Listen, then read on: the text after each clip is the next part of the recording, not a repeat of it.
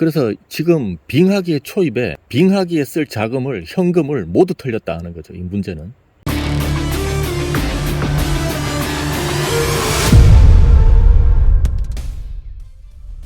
오늘 오래간만에 에버그린님과 함께 자연을 즐기면서 합방을 하도록 하겠습니다. 녹화를 하는데요.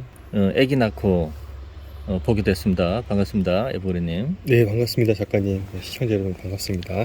네, 오늘 남한산성의 한적한 어느 카페에서 조용히 조용히 담소를 나누는 시간을, 경제 담소를 나누는 시간을 가져오겠습니다. 예. 오늘은 에버그린님이 또 뭐 예전처럼 질문을 하시고 제가 답변을 하는 그딴 시간을 갖도록 하겠습니다. 네. 오늘은 뭐 이렇게 경제의 자료나 차트 뭐 이런 자료보다는 이완된 무거운 소재를 이완된 마음으로 한번 가져가 보겠습니다. 그러니까 작가님 만났던 때가 2020년 3월이었고 그때 네. 책을 쓰셨어요. 책 네, 때문에 만났는데 2월 달에 책이 출간됐죠. 2월 22일 날. 아, 예, 맞아요. 둘둘둘. 그때 이제 제가 라이브로 이 책을 쓰신 저자분 한번 만나 뵙고 싶다 해서 그때부터 또 인연이 돼서 여기까지 현재 계속 같이 하고 있는데 그때부터 이제 앞으로의 경제 전망을 하셨던 거, 뭐 부동산, 채권, 뭐 주식, 암호화폐 네. 등등. 제 기억에 지금 대체적으로 어떻게 거의 대부분 다 맞았던 것 같아요. 예상하셨던 부분. 그래서 네, 운 좋게도. 네. 예, 그래서 지금 와 이렇게 사실 살아남는 게 쉽지가 않잖아요. 지금 네. 지금 어떻게 보면 21, 22년 하면 22년 거의 끝자락에 지금 우리가 와 있으니까 3년 동안 네. 와 이렇게 진짜 살아남는 것만 하더라도 엄청난데 여기까지 지금 구독자분들 해서 다들 생존해 계십니다. 근데 이제 또 궁금한 게 또 앞으로가 더 지금 더 복잡하고 힘들지 않습니까? 그래서 또 앞으로는 또 어떻게 보시는지 다들 아마 관심들 많으실 것 같아요. 뭐 지금 물가도 올랐고 또 이자도 오르고 네. 그리고 오히려 뭐 투자했던 이런 뭐 주식, 암호화폐, 뭐 부동산까지 지금 떨어지고 어디 지금 피해갈 수 없는 이런 상황이 됐습니다. 정말 해석하기도 힘든 시장인데 어떻게 보시나요, 작가님께서는? 제가 멤버십에서는 최대한 부동산, 주식은 다 처분하도록 굉장히 이제 권유를 많이 드렸고, 달러는 계속 지난번 영상에서 2,000원도 넘어갈 것이다. 뭐 훨씬 더 넘어갈 수도 있다. 뭐 이런 이제 말씀도 드렸는데, 그래서 한동안 제가 중간중간 회원분들한테는 주식의 악재를, 경제의 악재를 어마무시하게 주면서 지금 그 나스닥이나 코스피는 반등을 하고 있다. 다우존스도 상당히 반등을 많이 했거든요.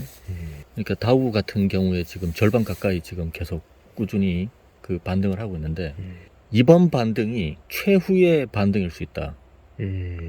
미국의 120년 경제가 나스닥 붕괴로 끝날 수 있다. 이런 어마무시한 그 얘기는 제 책이 벌써 100년 만의 세계 경제 그렇네요. 붕괴니까 네.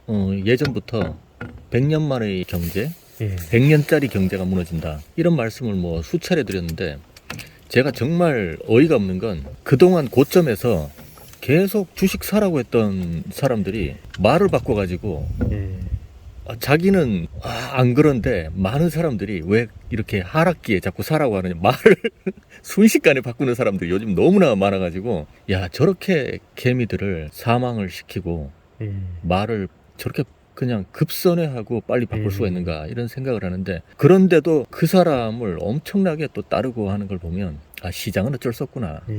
그래서 어쨌든 지금 이제 100년짜리 붕괴가 다가오는데, 이제는 다 던지라고 하니까, 반등 구간에 또 던지라고 하니까 바닥에서 개미들은 팔게 되겠죠. 지금 코인도 마찬가지고, 지금 여기서 이제 저는 대부분 자산들이 이제 반등할 것이다라는 생각을 가지고 있거든요. 그런데 최악의 경제 상황과 공포로 밀어 넣으면서 차트는 반등하고 있다. 지금 다우존스가 가장 많이 이제 올라갔고, 그 다음에 나스닥, 그 다음에 비트코인은 제가 봤을 때 지금 월봉상 보면은 비트코인이 디커플링이 된 것 같은 그런 느낌을 주거든요. 디커플링이라는 그러니까 주식과 커플링이 이제는 안 되나? 아, 이런 생각을 주입시키는 어떤 한 번의 페인트 모션 아닌가 이런 생각을 지금 하고 있는데, 지금 현재 모든 자산이 반등이 돼서 어느 정도 상승시킬 거라고는 보는데, 그것이 정고점을 뭐 엄청나게 넘어간다거나 이럴 거라고는 저는 보지 않습니다. 어느 정도 반등을 시키면 최후의 절벽이 오리라는 생각을 지금 하고 있는데, 그 최후의 만찬이 이제 기다리고 있다. 그러니까 그 기간을 내년 상반기인지 하반기인지 다음 해 상반기인지 뭐 그런 건 뭐 예측은 100% 불가능하지만 경제의 최후의 만찬이 지금 기다리고 있다. 지금 그런 생각인데, 그러면 주식이 어느 정도 반등을 한다면, 제가 지금까지 달러에 대한 방송을 많이 했던 바, 거기에서는 주식과 달러의 반비례 상황이 항상 오기 때문에, 그러면 그 반등 최후의 만찬 동안에 달러는 이제 하락을 좀 하겠죠. 이제 거기서부터 이제 글로벌 어떤 그 경제의 대형 시한폭탄. 사실 지금 제가 올해 초부터 뭘 얘기했었냐면, 앞으로 자동차, 중고 자동차가 딜러들이 더 못 받을 상태가 될 수 있다. 이거하고 그 공사 현장에 모든 현장이 가동 중단될 수 있다. 이런 얘기를 했었어요, 회원들한테는. 저한테도 그때 네네. 예, 중고차 나중에 싸게 주면 된다고. 네네, 네. 중고차. 네. 이제 그래서 우리 그 멤버십 회원분들 중에서도 몇십 년 정도 중고차 시장에서 일을 하시던 분이 이번 달에 이제 그런 얘기를 하셨어요. 작가님 말씀대로 지금 중고차 시장이 완전히 얼어붙었다. 그러니까 딜러들이 차를 매입할 때 자기도 대출을 해서 매입을 해서 다시 이걸 되파는 방식을 가지고 있는데, 지금 슈퍼카는 이미 마탱이가 갔고 1,000만 원 이내에 국산 차만 지금 좀 거래될 뿐이다. 완전 올스톱 됐다, 중고차 시장. 뭐 이런 얘기. 그 다음에 뭐 지금 현장이 조금씩 서고 있어요. 지금 부동산 쪽은 개발, 분양, 재개발, 재건축, 이거 제가 다 멈출 거라고 그랬는데, 이건 당연한 수순이죠. 저는 내년까지도 하이퍼 인플레가 계속 진행될 것이다. 건설 현장이 완전히 중단될 거라고 제가 많이 말씀드리고, 거의 저희 멤버십에서는 실시간으로 회원분들과 소통하다 보니까 꽤 오랜 시간 제가 그런 말씀을 드렸던 것 같아요. 그래서 지금 건설 현장에는 돈을 빌릴 수가 없습니다. 그 돈을 빌릴 수가 없고, 어마무시한 이자를 주고 돈을 빌려와도 그 현장에 필요한 자재 수급을 하고 나면 너무나 지금 비싸진 자재를 너무나 비싸진 이자로 감당을 할 수가 없는데, 그걸 공사를 진행해버리면 막대한 손실이 지금 벌어지겠죠. 그래서 지금 현장에서는 새로 진행되는 사업은 지금 발을 다 빼는 중이거든요. 지금 발을 다 빼고 지금 있는 현장도 지금 무너져 가고 있는 중이기 때문에, 앞으로의 부동산은 뭐 거래 절벽을 떠나서, 제가 뭐 이런 말씀을 많이 드렸죠. IMF 더블이라든가, IMF 때 강남에 금싸라기 땅 3토막 나도 안 샀다. 강남의 땅이 3토막 나도 사람들이 사지 않았다. 그 시기보다 더 어려운 경제 환란이 올 것이다 라는 말씀은 제가 뭐 무척 많이 드렸습니다. 그래서 제 책에서는 2020년부터 2030년까지의 그 10년 기간이 거의 경제 빙하기, 그 다음에 새로운 경제 패러다임으로 가는 그런 과도기, 그 과정에서 그 금융 세력이 글로벌로 후반부에는 코인을 앞세워서 화폐 개혁을 하면서 시장을 유린과 약탈을 동시에 자행하는 그런 시기가 될 것이다 라고 제가 말씀드렸는데, 그래서 뭐 이번 그 최후의 만찬 후반부에 많은 사람들이 환란에 들어가겠죠. 그게 뭐 몇 년을 갈지 모르겠지만 어마무시한 침체기를 겪을 것이다. 그래서 이제 그 최후의 만찬 후반부에 경제 악마들이 숨겨놓은 그 시한폭탄이 글로벌 충격을 주면서 뇌관이 터질 것이다, 이런 생각을 하고 있습니다. 그러면은 그때는 달러를 제외한 모든 자산이 끝없는 추락, 끝없는 빙하기로 갈 것이다라는 생각을 하고 있죠. 빙하기로 가면 언제쯤 끝날까요? 그게 최소로 잡아도 한 5년 이상은 가지 않을까. 그러면 뭐 집이 이런 상태로 5년 이상 장기 하락한다고 하면 심각한 타격이 오겠죠. 그러면 이게 예. 자, 이게 제가 지난번에 영상에서 덫이라는 얘기를 많이 했죠. 덫을 놨다. 국민이 덫에 걸렸다. 뭐 정부도 한패거리죠. 정부도 한패거리고 여기서 너무나 그 불쌍하고 어린 그런 사람들이 너무나 덫에 많이 걸렸다는 거죠. 와, 작년에 2030의 부동산 매수 비율이 높았다고 하는데. 그러니까 지금 부동산 영끌 오적이라고 지금 나오고 있잖아요. 아, 그렇죠. 그 일본이 부시가 나오고 그 얼마나 원이 맺혔으면 나를 이렇게 폭망하게 만든 그 원흉들을 을사오적에 빗대가지고 영끌 오적이라고 지금 하고 있는데, 그래서 지금 빙하기의 초입에 빙하기에 쓸 자금을 현금을 모두 털렸다 하는 거죠. 이 문제는 현금이 없어요. 빚만 늘어났죠. 그러니까 지금 겨울이 오는데 쌀이 없어요. 빵 이런- 먹어야 되나요? 그러면 라면 먹어야 되나요? 이렇게 농담할 수 있는 분들은 그래도 사고를 덜 친 분이겠죠. 제가 멤버십을 만든 목적 자체도 사고율을 낮추고 사고를 못 치게 하는, 그리고 탐욕과 본인의 몸속에 있는 예. 투자의 그릇된 궤적들, 음. 이걸 수정하려고 제가 이 멤버십을 만든 건데요.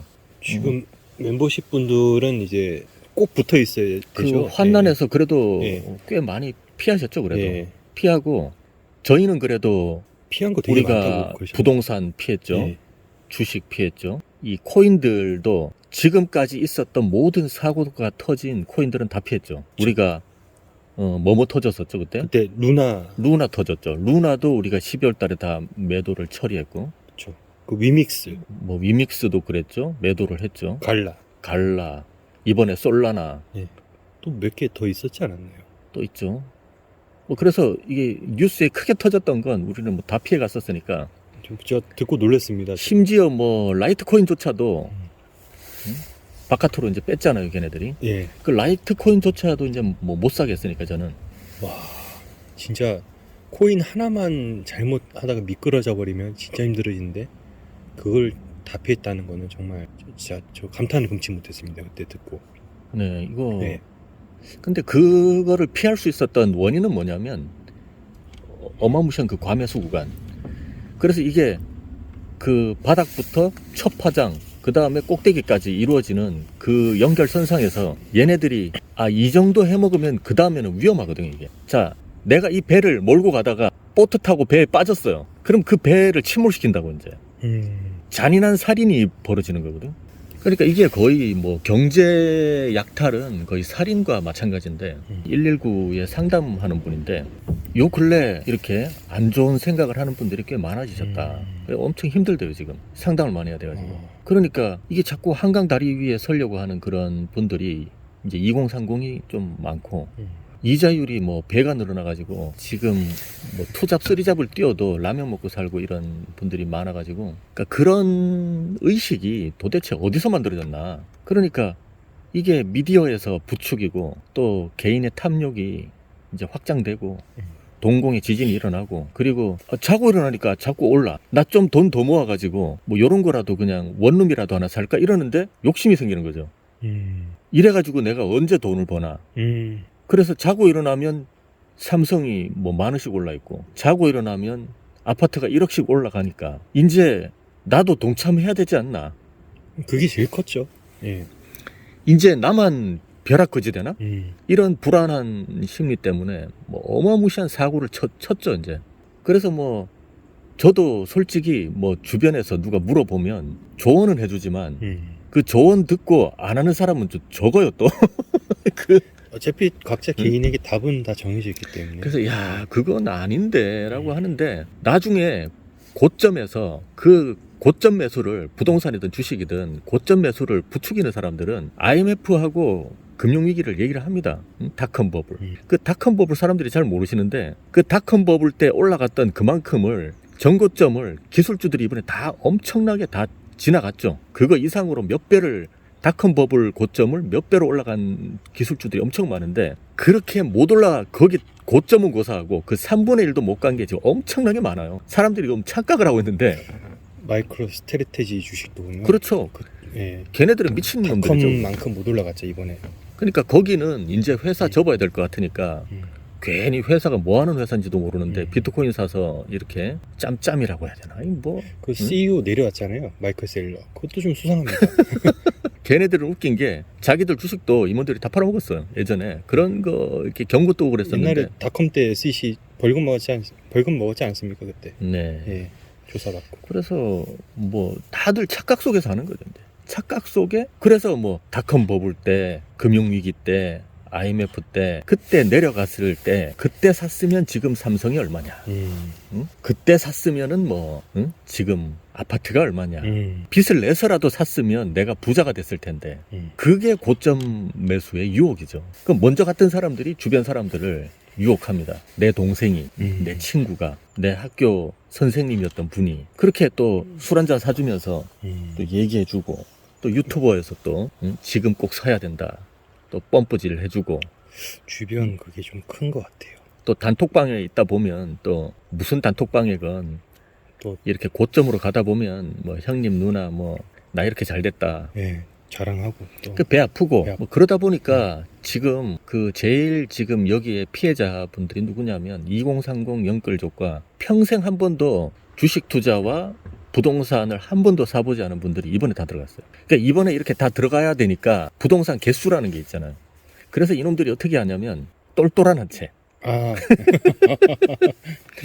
똘똘한 한 채로 해가지고 쓸데없이 비싸고 쓸데없이 넓은 평형들. 그러니까 걔네들은 하락기에 가면 낙폭이 가장 큰 애들이에요, 걔네들은. 그러니까 하락기를 한 번도 몸으로 체험을 안 해본 분들이죠. 그러니까 하락기에는 큰 평수는 그 밑에 뭐 평수하고 어떤 데는 더 싼 것도 있어요. 하락기로 접어들면서 큰 평수는 안 들어갑니다. 심리적으로. 지금 왜 큰 평수를 선호하느냐? 그게 돈이라고 생각하기 때문에.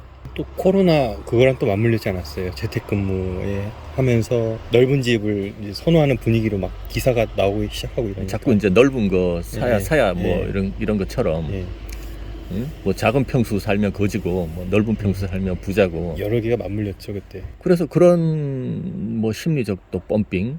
지방에 몇 채를 팔아서 서울에 어딘가를 하나를 사고 서울에 두 채를 팔아서 더 큰 평수를 하나 사고 또 몇 개를 모아서 더 좋은 지역에 하나를 사고 그래야 밑에 이렇게 도미노로 저 밑에까지 연결돼서 도미노로 그 하층부에서는 그 하나라도 잡을 수 있는 여력이 생기는 거죠.